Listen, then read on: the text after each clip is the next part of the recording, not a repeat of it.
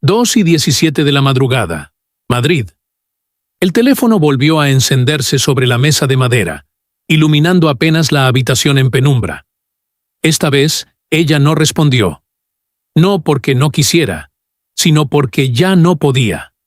El silencio no era paz, era miedo. Afuera, la ciudad seguía respirando con normalidad, pero dentro de esas paredes, cada segundo pesaba como si el aire se hubiera vuelto más denso. Nadie sabía aún que esa noche sería distinta. Nadie sabía que, por primera vez en décadas, ella estaba a punto de romper algo más que el silencio. Era el comienzo de una verdad que llevaba años escondida bajo sonrisas públicas, aplausos y una vida que, desde fuera, parecía perfecta. Pero las puertas cerradas guardan historias que no se cuentan, hasta que ya no se pueden callar. Durante años, Ana Belén construyó una imagen sólida, elegante, casi intocable. En entrevistas hablaba de arte, de música, de compromiso social. A su lado, Víctor Manuel aparecía como el compañero ideal, el cómplice artístico, el hombre que caminaba junto a ella en cada escenario. Pero la realidad no siempre coincide con la escena. Y lo que ocurría cuando las luces se apagaban no tenía nada que ver con la armonía que el público creía ver. Todo empezó de forma casi imperceptible. Una palabra fuera de lugar, un gesto brusco, un silencio incómodo que se alargaba más de lo normal. Cosas pequeñas, demasiado pequeñas como para ser llamadas violencia, pero lo eran. Y con el tiempo, esas pequeñas grietas comenzaron a expandirse. La tensión se volvió rutina. El miedo, una compañía constante. La casa dejó de ser refugio para convertirse en un espacio impredecible, donde cualquier detalle podía desatar una tormenta. Había noches en las que ella se quedaba inmóvil, escuchando los pasos en el pasillo, intentando adivinar en qué estado de ánimo vendría él. Porque no siempre era gritos. A veces era peor. A veces era el silencio frío, la indiferencia que corta más profundo que cualquier palabra. Otras veces eran estallidos, repentinos, incontrolables, como si algo dentro de él explotara sin previo aviso, y ella, atrapada entre el amor que alguna vez sintió y el miedo que ahora dominaba todo, aprendió a sobrevivir en ese equilibrio imposible. El tiempo pasó. Años, décadas, y con ellos la máscara se perfeccionó. En público seguían siendo la pareja admirada, la historia de amor que resistía al paso del tiempo. Nadie veía las manos temblorosas después de cerrar una puerta. Nadie escuchaba los susurros quebrados en la madrugada. Nadie sabía de las noches sin dormir, de las decisiones aplazadas, de las veces que estuvo a punto de irse y no lo hizo. Porque irse no es tan fácil cuando tu vida está entrelazada en todos los niveles. Profesional, emocional, familiar, todo. Y además está el peso del qué dirán, la presión invisible de una imagen construida durante años. ¿Cómo explicar que aquello que todos envidiaban era en realidad una prisión? Hubo momentos en los que pensó que podía cambiar, que él cambiaría. Promesas, disculpas, gestos que parecían sinceros.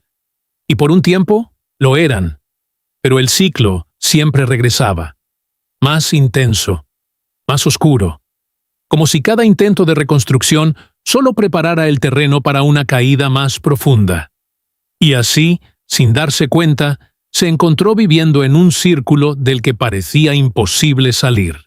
Hasta esa noche, 2:17 de la madrugada. El teléfono volvió a encenderse, pero esta vez no era un mensaje más. Era el punto de quiebre. Algo dentro de ella se rompió. O quizás algo finalmente se liberó. Porque el silencio, cuando se sostiene demasiado tiempo, termina volviéndose insoportable. Y hay un momento en el que callar duele más que hablar. Esa noche, ella decidió no responder. Decidió no justificar. Decidió no esconder. Y por primera vez, decidió contar. No con gritos, no con escándalos, sino con una verdad cruda, directa, imposible de ignorar. Una verdad que no solo hablaba de ella, sino de tantas otras historias similares que permanecen ocultas detrás de puertas cerradas. Porque lo que parecía un hogar había sido, durante mucho tiempo, un infierno silencioso.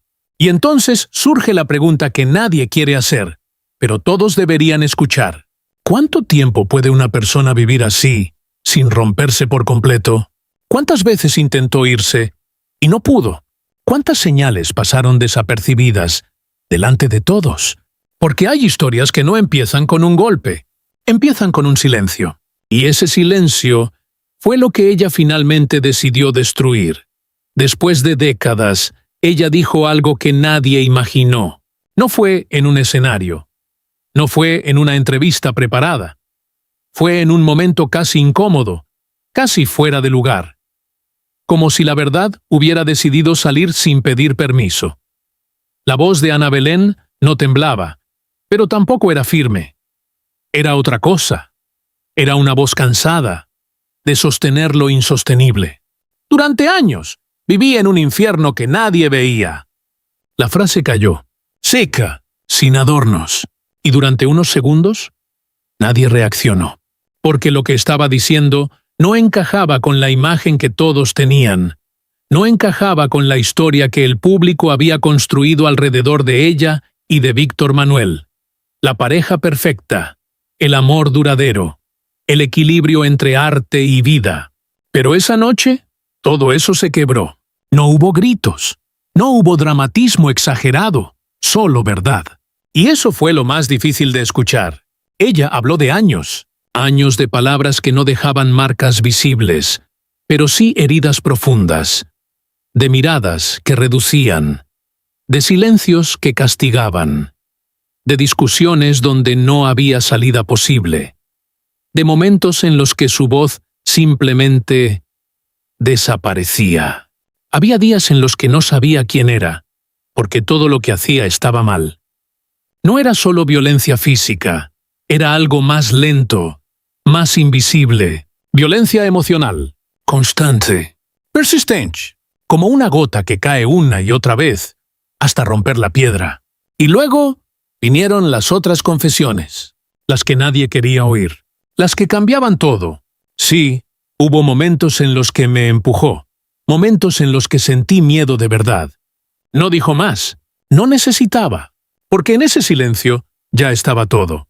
El aire en la sala cambió, pesado, incómodo, como si todos entendieran al mismo tiempo que habían estado mirando, pero sin ver. ¿Cómo era posible? ¿Cómo nadie lo había notado? Pero esa es la naturaleza de estas historias. No ocurren frente a todos. Ocurren en los espacios donde nadie entra, donde la intimidad se convierte en un territorio peligroso. Ella continuó, sin prisa, sin intentar convencer a nadie, porque ya no se trataba de justificar, se trataba de liberar. Lo más difícil no fue lo que pasó, fue convencerme de que era normal. Y ahí, todo se volvió aún más oscuro, porque no era solo lo que él hacía, era lo que ella había aprendido a aceptar, a justificar, a esconder. A lo largo de los años, la línea entre amor y miedo se había vuelto borrosa, y en ese espacio confuso, ella se quedó atrapada. No por debilidad, sino por algo mucho más complejo. Por historia compartida, por recuerdos, por promesas, por la esperanza absurda de que algún día todo cambiaría. Pero no cambió, solo se repitió, una y otra vez, con distintas formas, con distintas intensidades, pero siempre igual en el fondo, un ciclo del que nadie hablaba, hasta ahora, porque esa noche ella no solo habló de él, habló de sí misma, de cómo se fue apagando poco a poco, de cómo empezó a medir cada palabra, cada gesto, cada silencio, de cómo dejó de reconocerse en el espejo. Yo, ya no era yo. La frase quedó flotando, y nadie supo qué decir, porque no era una historia ajena, era demasiado real, demasiado cercana, demasiado posible. Y entonces, La pregunta empezó a crecer en la mente de todos, aunque nadie la pronunciara en voz alta. ¿Cuánto tiempo llevaba ocurriendo esto sin que nadie lo supiera? ¿Cuántas veces estuvo a punto de hablar y no lo hizo? ¿Qué fue lo que finalmente la hizo romper después de tanto tiempo? Porque no es fácil. Romper el silencio no es un acto repentino. Es un proceso, lento, doloroso. Y cuando ocurre, es porque ya no queda nada más que perder. Esa noche, Ana Belén no solo contó su historia, abrió una grieta, una que ya no se puede cerrar. Y lo más inquietante es que nadie sabe qué más hay detrás de todo lo que aún no ha dicho. Jay Joan 1. Al principio, todo parecía inevitable, como si el destino ya hubiera escrito sus nombres juntos antes de que ellos mismos lo supieran. Ana Belén y Víctor Manuel se encontraron en un momento donde el arte lo era todo. Escenarios, luces, canciones que hablaban de amor, de lucha, de sueños compartidos. Se entendían sin hablar demasiado. Se miraban y parecía suficiente. El público los adoraba. Eran más que una pareja. Eran un símbolo. Dos artistas caminando en la misma dirección, construyendo algo que parecía auténtico, sólido, casi intocable. Todo fluía, natural, brillante. Nadie dudaba, nadie sospechaba. Era fácil creer que aquello duraría para siempre. Jay Joan Hai. Pero las grietas no aparecen de golpe. Empiezan pequeñas. Una discusión sin importancia. Un comentario fuera de lugar. Un silencio que dura más de lo normal. Al principio, ella no lo notó, o no quiso notarlo. La puerta se cerró un poco más fuerte de lo necesario. Una mirada distinta, más dura, más fría. Solo está cansado, pensó. Luego, la voz, más baja, más tensa, como si cada palabra tuviera un peso oculto. Las conversaciones dejaron de ser diálogo. Se convirtieron en terreno peligroso. Ella empezó a elegir cuidadosamente qué decir y qué callar. No era evidente, no era escandaloso, pero estaba ahí, creciendo, silencioso. Jay Joan va. Después, cambió. No de repente, pero sí de forma irreversible. Las palabras dejaron de ser suficientes y empezaron a herir de otra manera. Más directa, más real. Fue solo un empujón. Fue un momento. Fue sin querer. No, no era la primera vez, tampoco la última. Las discusiones se repetían, una y otra vez. El patrón era claro, aunque nadie lo veía. Primero la tensión, luego el estallido, después el silencio. Un silencio pesado, culpable. Y luego, las disculpas, siempre las disculpas. Pero cada vez, algo cambiaba, algo se rompía, dentro de ella, porque ya no era solo lo que pasaba. Era la certeza de que volvería a pasar. Y pasó. Otra vez. Otra más. Hasta que dejó de contar. Jay Joan Bon. Entonces viene la pregunta que todos hacen. Desde fuera. ¿Por qué no se fue? Pero la respuesta no es simple. No es una sola cosa. Es todo. La fama. La imagen. La historia que habían construido frente a millones. ¿Cómo destruir eso? Con una verdad que nadie esperaba. Luego, la familia, los vínculos, los recuerdos, los años compartidos que no desaparecen de un día para otro. Y el miedo, ese miedo silencioso que no siempre tiene forma, pero está presente en todo. Miedo a no ser creída, miedo a quedarse sola, miedo a que todo empeore. Pero hay algo más profundo, la confusión. Porque no todo era oscuro, y eso lo hacía más difícil. Había momentos buenos, momentos en los que él volvía a ser el hombre del inicio. Y eso la retenía, la hacía dudar, la hacía quedarse.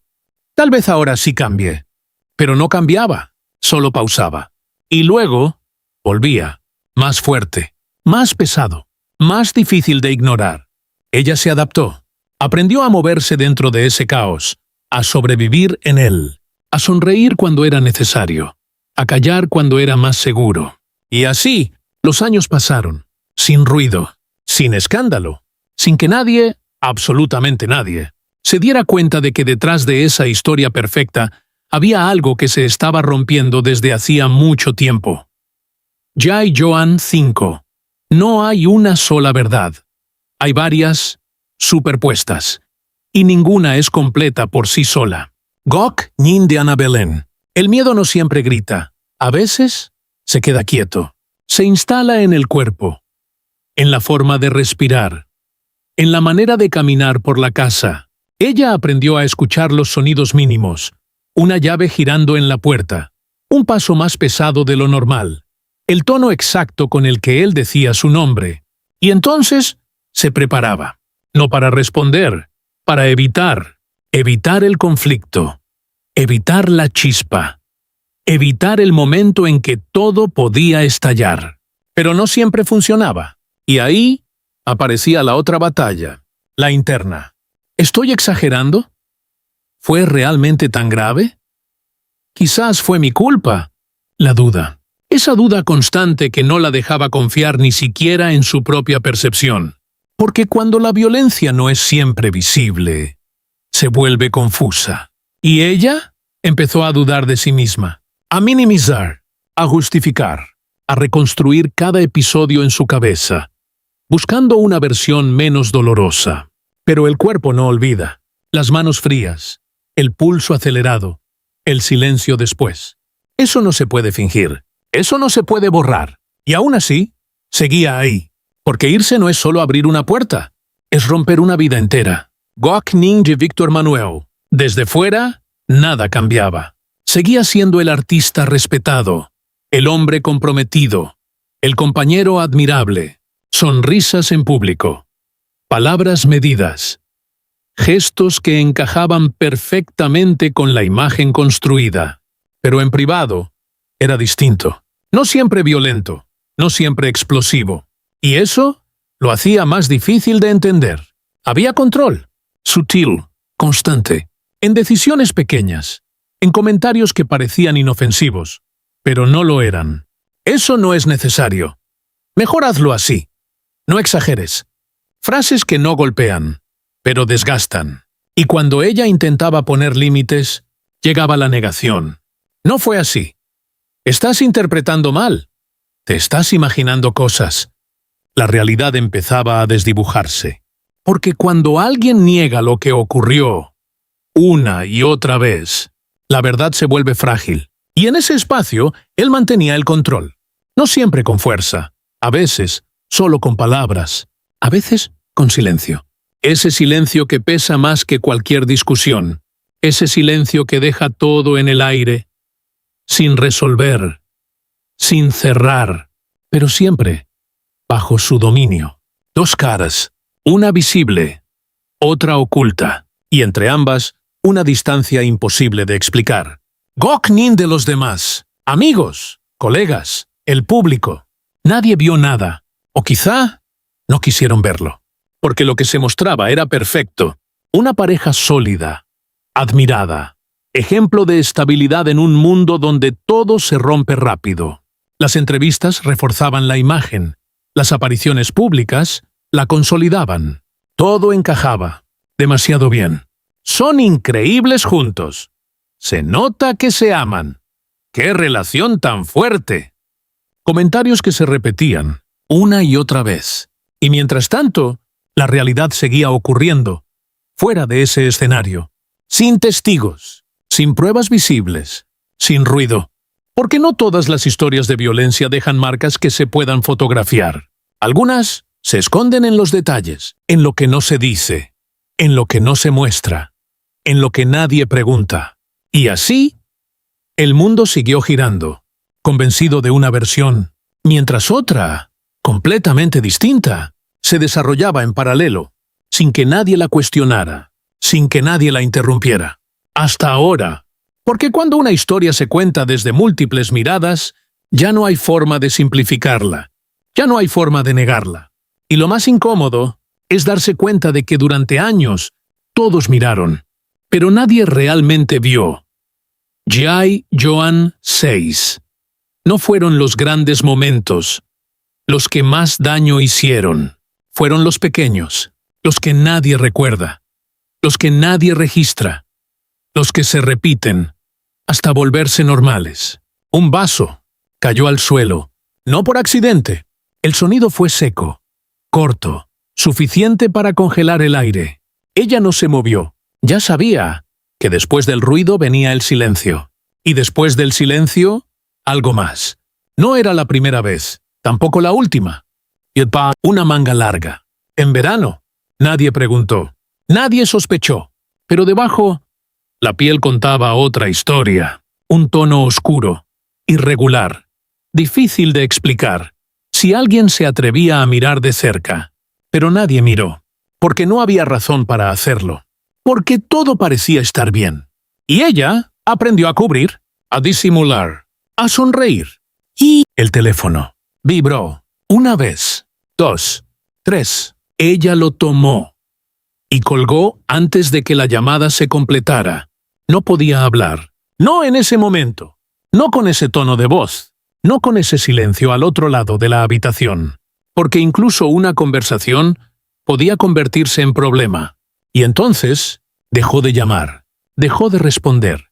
Poco a poco, el mundo exterior se fue apagando. Sin ruido. Sin explicación. La noche. Otra vez. Sin dormir.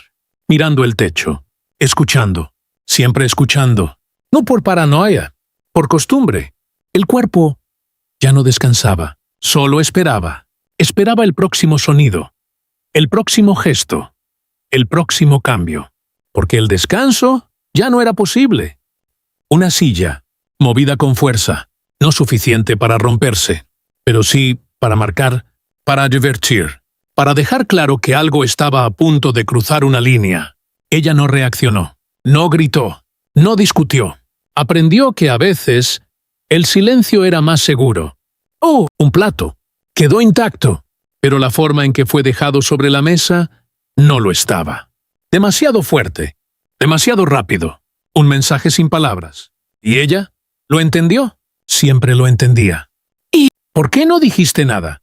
La pregunta parece simple, pero estas cosas no ocurren una sola vez. Se repiten, en formas pequeñas, casi invisibles, hasta que dejan de parecer graves, hasta que se vuelven parte de la rutina. Un día, otro más, nada extraordinario. Nada que alguien pudiera señalar como el momento. Porque no hay un solo momento. Hay muchos, pequeños, insistentes, constantes. El mismo vaso, otra vez, otro sonido, otro silencio, otra noche, sin dormir. O la misma manga, otra excusa, otra sonrisa. La misma llamada, cortada, antes de empezar. Y así. Sin grandes explosiones visibles, sin escenas que nadie pudiera grabar.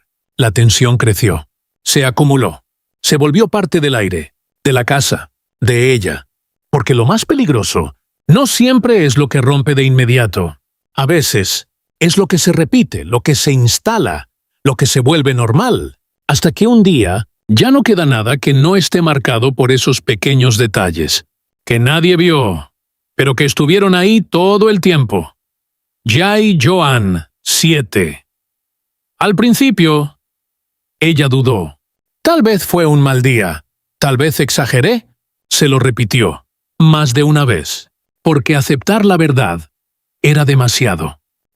Pero luego se repitió, no igual, pero sí lo suficiente. El mismo tono, la misma tensión, la misma sensación en el pecho. Y entonces, la duda cambió de forma. Ya no era «pasó», era «¿por qué vuelve a pasar?». Intentó aguantar, respirar más lento, hablar menos, evitar. Pensó que si hacía todo bien, todo estaría bien. Pero no, porque no dependía de ella. Nunca dependió. Un día se sorprendió a sí misma, callando, en una conversación donde antes habría respondido. No por elección, por miedo. Y ahí algo empezó a romperse. No fue tan grave, se dijo, pero su cuerpo no estaba de acuerdo. Las manos, frías, la respiración, corta, el corazón, demasiado rápido. El cuerpo nunca miente. Pasaron los meses, y la repetición se volvió patrón. Ya no era ocasional, era predecible, casi inevitable, como si cada día tuviera una grieta escondida, esperando abrirse. Kotung-gi, eso solo pasaría una vez. Pero luego volvió, y otra vez, y otra, hasta que dejó de contarlas. El aguante se convirtió en rutina. Soportar, justificar, seguir, día tras día, sin pausa, sin salida. Pero hay un límite, invisible, silencioso. Y cuando se cruza, ya no hay regreso. Una noche, no pudo más. No gritó, no discutió. Solo se quedó en silencio. Un silencio distinto, vacío, cansado, como si algo dentro de ella se hubiera apagado. Y después, las lágrimas, sin aviso, sin control, no por un momento específico, sino por todos, acumulados, pesando al mismo tiempo. No era solo dolor, era comprensión, tardía, pero clara. Esto no va a cambiar. La frase llegó, sin ruido, pero definitiva. Y ahí, la resistencia dejó de ser fuerza, se volvió desgaste, se volvió caída. Porque aguantar no siempre es valentía. A veces es la antesala del colapso. El silencio, que antes protegía, empezó a asfixiar. Cada palabra no dicha pesaba. Cada verdad escondida crecía. Sí, y entonces ya no pudo sostenerlo. No el miedo, no la duda, no la versión que había construido para sobrevivir. Se rompió, no de golpe, sino en fragmentos, pequeños, irreversibles. Primero, la certeza. Después, el cansancio. Luego, la verdad. Y finalmente, la voz. Porque llega un momento en que callar duele más que cualquier consecuencia. Y en ese punto, ya no se trata de resistir. Se trata de salir. Aunque duela, aunque todo se derrumbe, aunque nada vuelva a ser igual. Porque lo más peligroso no fue lo que ocurrió al principio. Fue todo lo que vino después, todo lo que se repitió, todo lo que creció hasta que ya no pudo ser contenido. Y cuando finalmente habló, no fue un acto impulsivo. Fue el resultado de cada duda, de cada noche, sin dormir, de cada lágrima contenida, de cada vez que pensó que podía soportarlo, hasta que entendió que no. G.I. Joan Tam, ¿cuánto tiempo llevaba así? ¿Cuántas noches sin dormir, sin decir nada? ¿Cuántas veces miró la puerta, pensando en irse, y no lo hizo? Porque hay cosas que no dejan huellas visibles, pero dejan marcas igual. Entonces surge otra pregunta. ¿De verdad? ¿Nadie lo vio? ¿Nadie escuchó nada? ¿O simplemente nadie quiso mirar demasiado de cerca? ¿Y las sonrisas en público? ¿Eran reales o eran necesarias? ¿Las manos entrelazadas frente a las cámaras? ¿Eran amor o costumbre? ¿En qué momento dejó de sentirse segura en su propia casa? ¿En qué momento el silencio empezó a pesar más que las palabras? ¿Y él sabía lo que hacía? ¿Era consciente de cada gesto, de cada palabra, de cada silencio? ¿O también se había acostumbrado? Porque hay una línea fina, invisible, entre el carácter y el control, entre la discusión y el daño. ¿En qué punto se cruzó esa línea? Ella dijo que no fue de un día para otro. Entonces, ¿cuándo empezó realmente? ¿El primer grito? ¿La primera mirada distinta? ¿La primera vez que sintió miedo y no supo por qué? ¿Y por qué se quedó? La pregunta más repetida, la más incomprendida. ¿Fue por amor? ¿Por miedo? ¿Por todo lo que habían construido juntos? ¿O por algo más profundo que ni siquiera ella podía explicar en ese momento? ¿Por qué irse? No siempre es una decisión clara.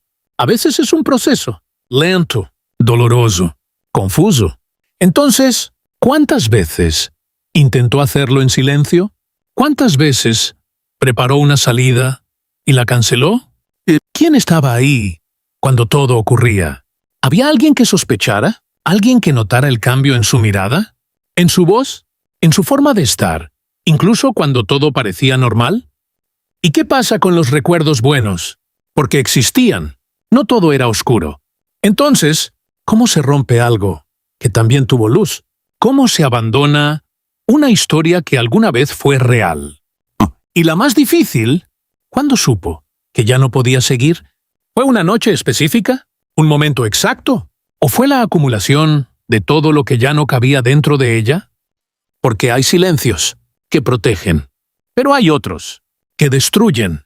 ¿En qué momento el suyo cambió? Y ahora que habló, ¿qué viene después?